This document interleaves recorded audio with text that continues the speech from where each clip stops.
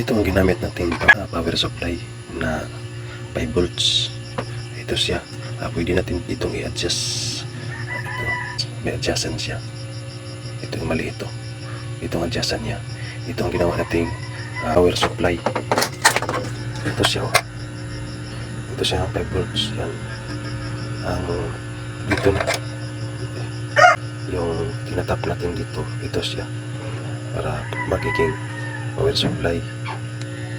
At itong isa, ito ang amplifier natin. Dito natin sa ilagay dito at saka sa speaker. Mayroon siya dito.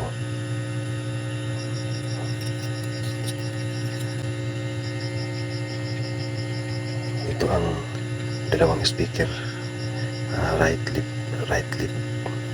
positive, negative. At dito ang power supply na 8 volts hanggang 24 volts. Itong dalawa. At dito siya yung tatlong ito ang sa left right na sa signal ng sounds. Ito siya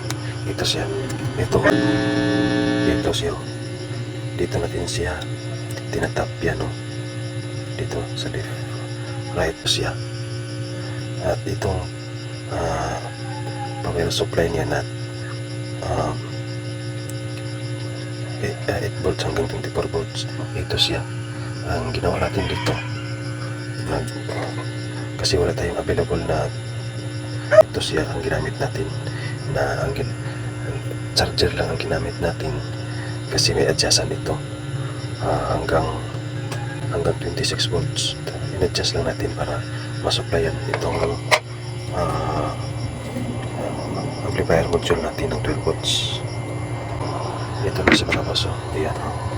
Ito na siya. Wala lang tayong cellphone na available para matesting natin, pero okay na si mga boss, gumagana na ito. Ang lakas pa. Ito mga boss, ang lakas niya. Nabili lang natin ito sa 100 plus.